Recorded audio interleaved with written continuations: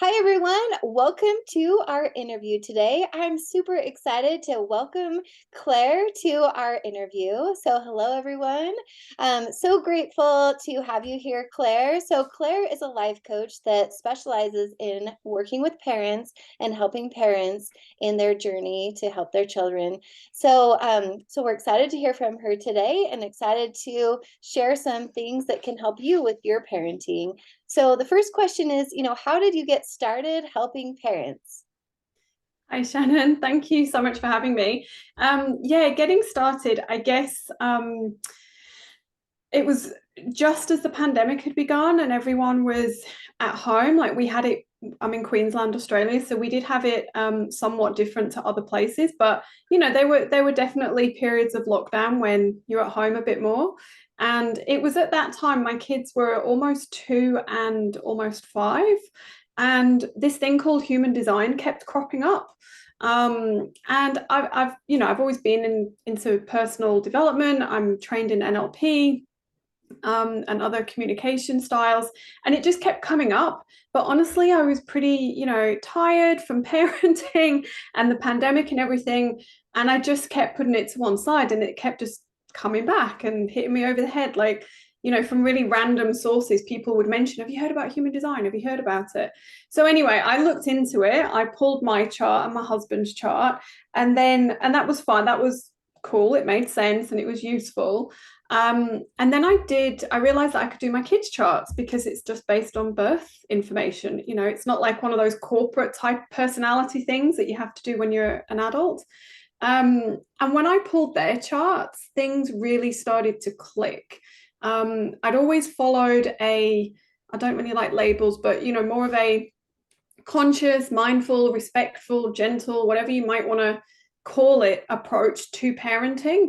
And human design seemed to fit right into that, but in a really personalized way. So it wasn't just, here's a bunch of theory that sounds great in a book. But actually, when you start to apply it, maybe doesn't work for one child or doesn't work at all. That's the point that I was at. Things were like, yeah, that makes sense, but it's not really. How do I do it? What are some of the steps? And so when I pulled both of my child's charts, things really started to unravel in a really good way.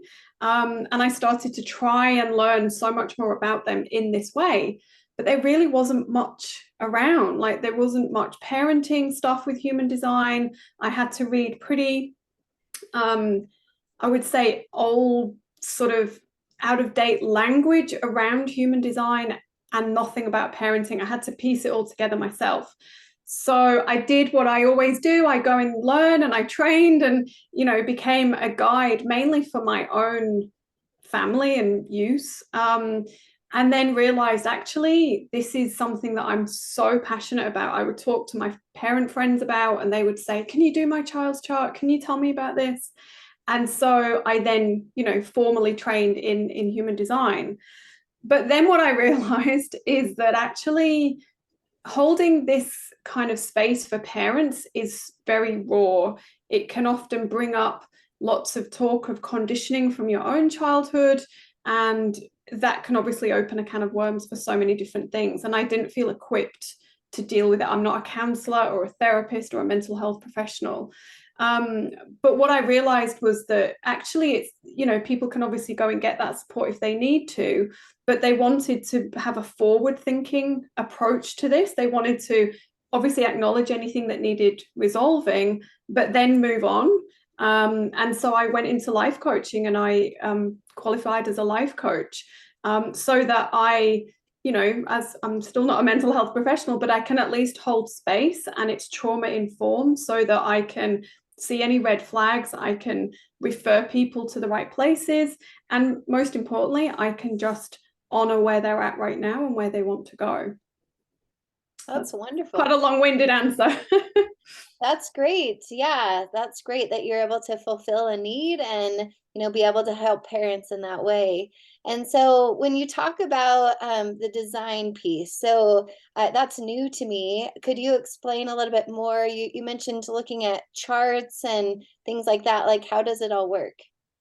Yeah, so human design is, I mean, we could talk for hours purely on a chart. So human design is a mix of different modalities. So people may have heard of things like the Chinese I Ching, which is a very ancient text, a very ancient script that they, worked on like thousands of years before any modern science. And actually, what we're realizing now is so much of that is correct. Like the 64 codes of DNA, codons of DNA, they figured that out thousands of years ago and wrote about it. So human design is a mix of things like ancient Eastern modalities, modern quantum physics.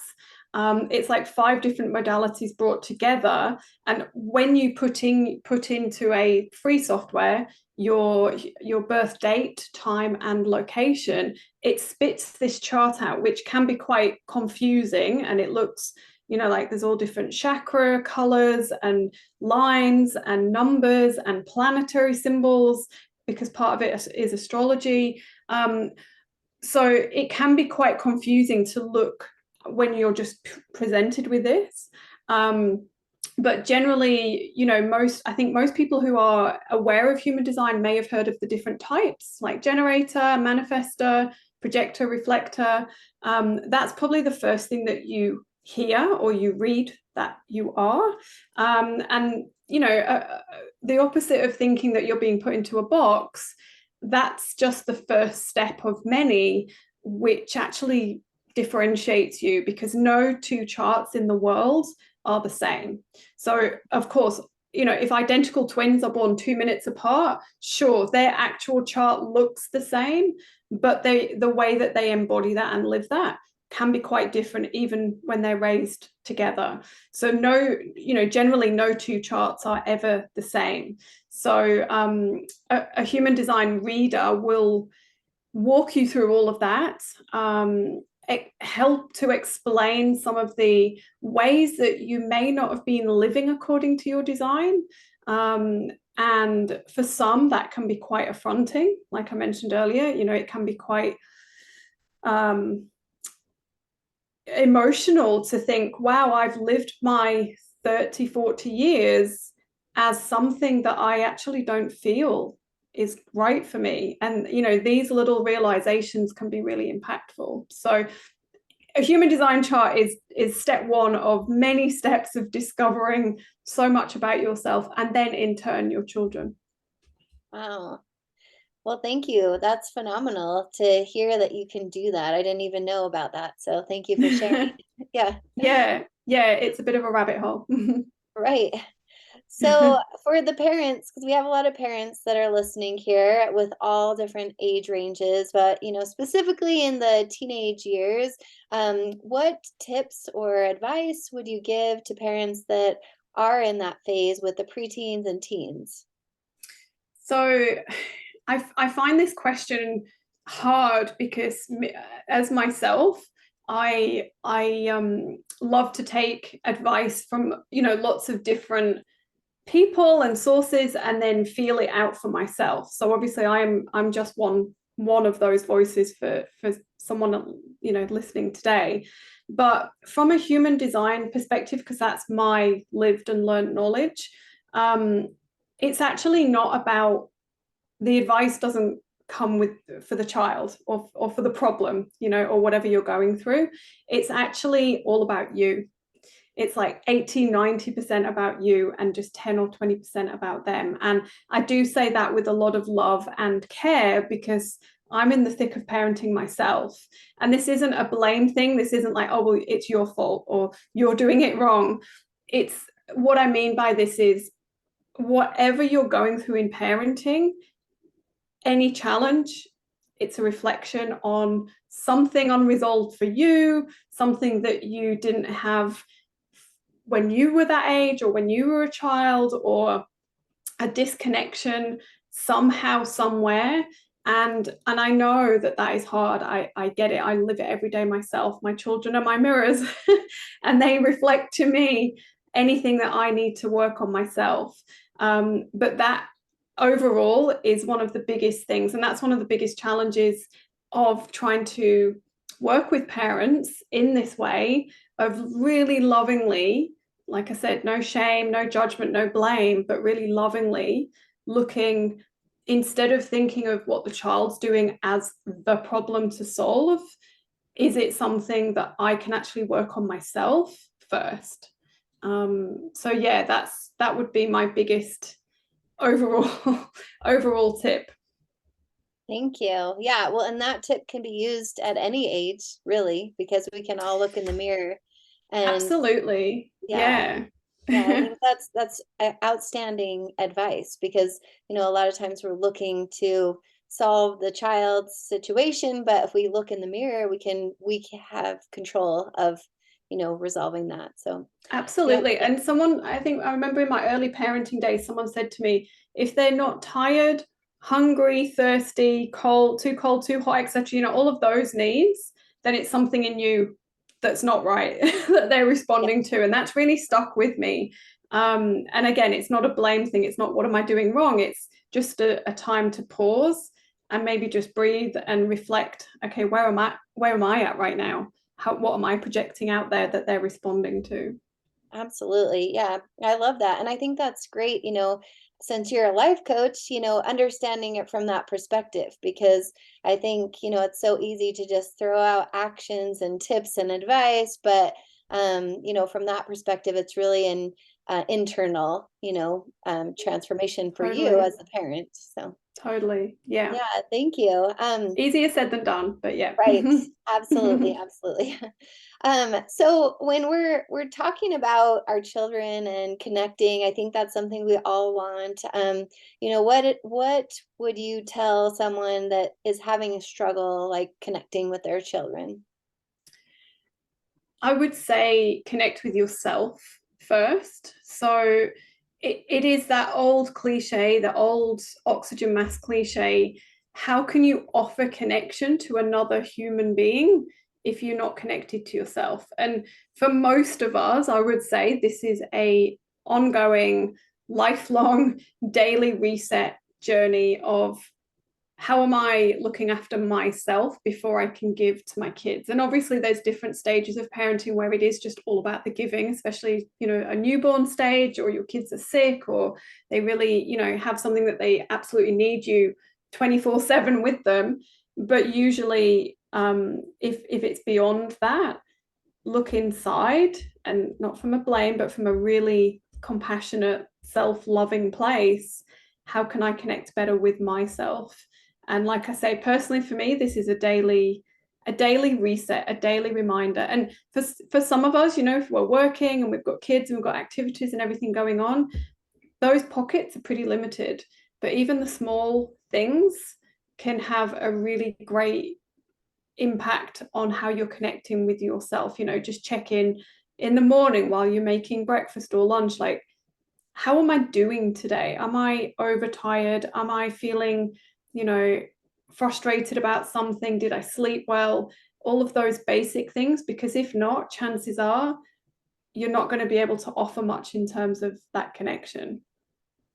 Absolutely. I love that because, it's so easy to put everyone else in front of ourselves. And then, like you say, like, am I overly tired? And, are my needs met? And if our needs aren't met, we can't give to our children. Yeah, So, absolutely. And I I I try, like, if people are looking for strategies or practical things, like for me, what works is things like having meals prepped. So things like having overnight oats prepped for breakfast so that I know that I will start the day on a good, nutritious note. Having blank space in our weekends so that if it's been a busy week, lots of after school stuff, we can just have downtime that is scheduled downtime that nobody can get in the way of. For me personally, it's those things that really recharge me in little ways. It'd be wonderful to go away with my husband for a spa weekend every month, but that's not reality. But I think it's the little and often that, for me, I've found has the biggest positive impact. I love that. And yeah, the more you can feel like prepared and ready for situations, the less stressed you'll feel as well. Yeah, Yeah, we say no to a lot of things as well. We say no to a lot of, you know, my kids are 5 and 8, so every weekend could be a birthday party.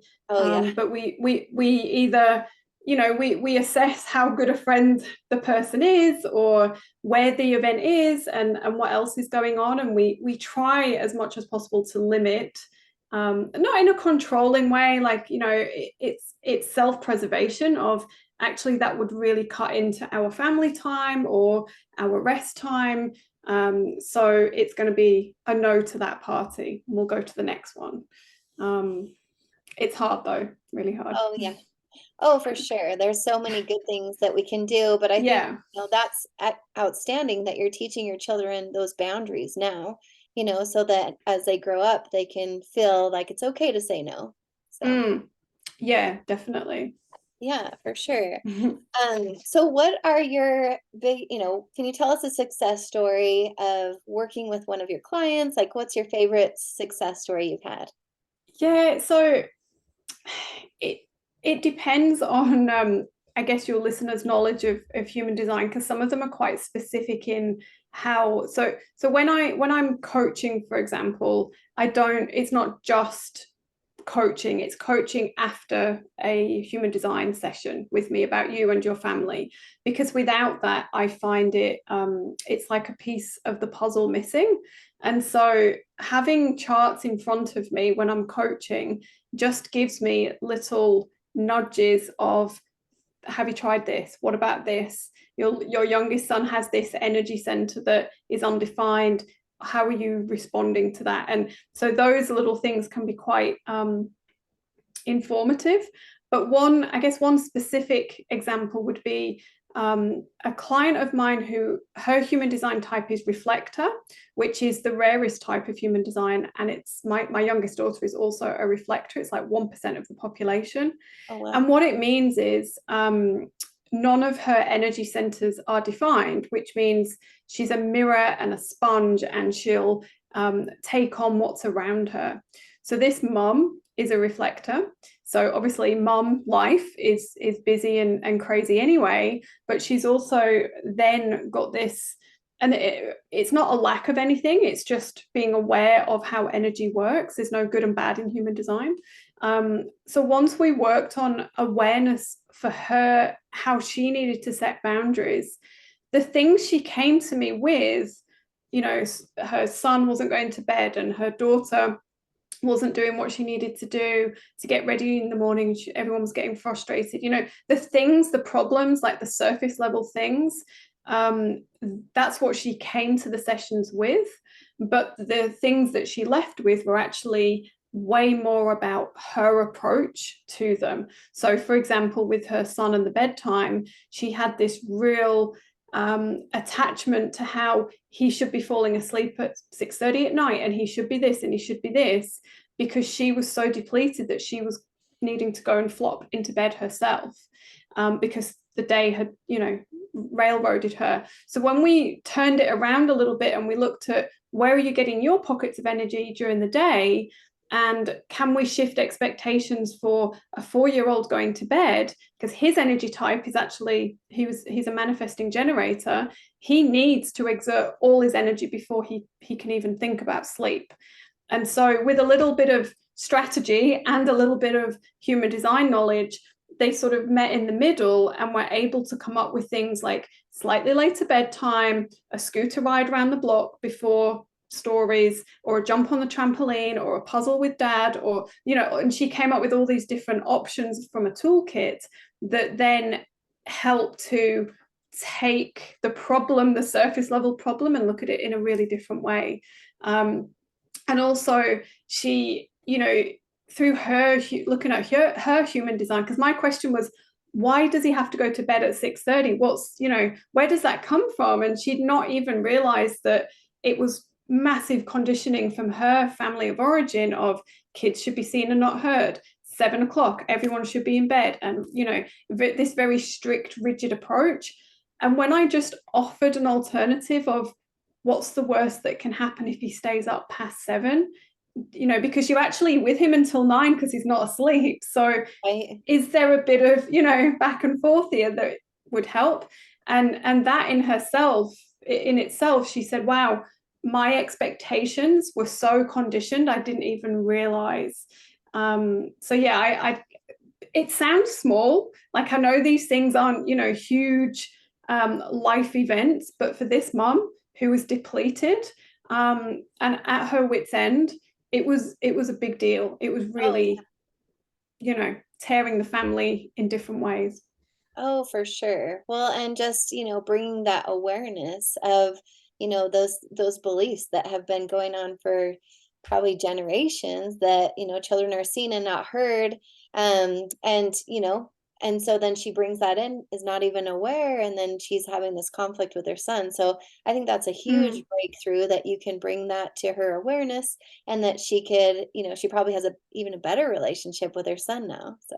Hopefully, yeah. And that's always the hope. And nothing's ever permanent in parenting, isn't it? You think you've sussed it, and then they come up with something new. But that's why for me, parenting with human design is just, it's a lifelong tool.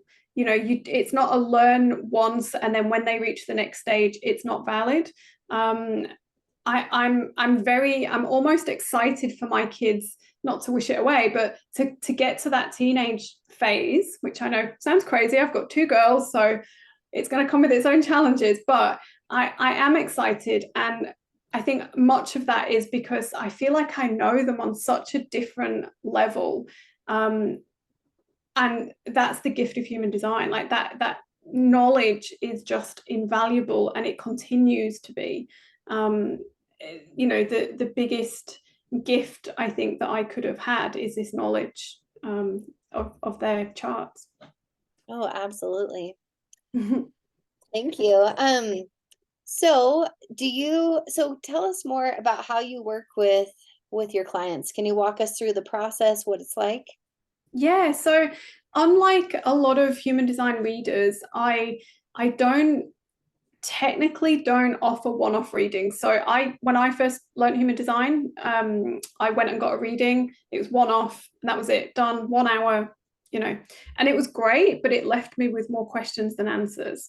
Which is part of why I then went on and trained. So when I started my business, I was quite conscious to not repeat that and not do the same approach. So my approach is, we do a reading, and it can include you, your spouse, your children, stepchildren, whatever the family of origin dynamic is.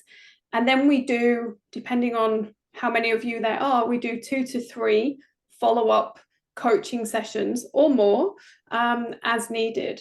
And we go through a approach of, here's everyone's dynamics, and here's where some of the energetically, some of the conflict or some of the challenges or some of the road bumps might come up, and here's how we can acknowledge that and resolve it, and be aware of it, really. So from a coaching model, that's my approach. Reading a human design reading with family members, and then ongoing sessions. Some clients want more, and that's absolutely fine, because what it brings up is often, for the mum or the dad, something that they actually really now want to work on. We then engage for 3, 6, 12 months, whatever works for them. But I also acknowledge that investment of time and money isn't possible, and also isn't necessary for every situation. So I've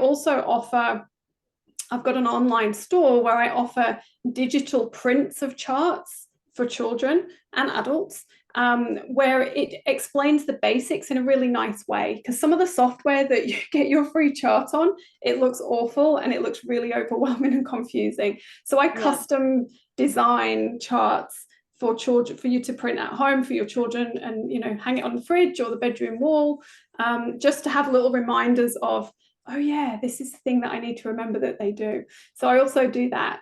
And yeah, I find that having both approaches helps people at different, I don't know where people are coming from with their human design knowledge. So I offer a range of different access points. Oh, that's great. So do you work with clients all around the world, or specific to Australia? I do. It's funny because I do have clients in Australia. That's where I'm based, but obviously, we've spoken. I'm from the UK originally, lived around the world as well, and so I've sort of, as you go around the world, you pick up friends and connections, and so now I seem to work um, more with people overseas. So Ireland, Switzerland, the USA, Bali. I'm online, so I can deliver this and coach anywhere. Oh, that's awesome. Well, great. Well, so do you have any free resources to offer parents to just start connecting with you? Yeah, so I'm a pretty avid blogger, so I've got lots of free blogs, obviously, on my website that can really offer. If this is the first time you've heard of human design, it can be overwhelming, and so go and check out my website.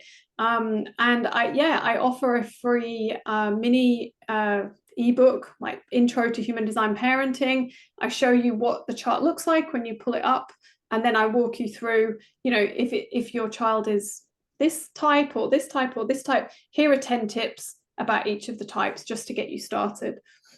So yeah, I've got a few resources on there. Okay, great. Yeah, and we'll add your website in the description of this video. So, Awesome, yeah, thank you. oh, you're welcome. Yeah, so if you're watching this, just check out the description and you can see the link to Claire's website. Thank you.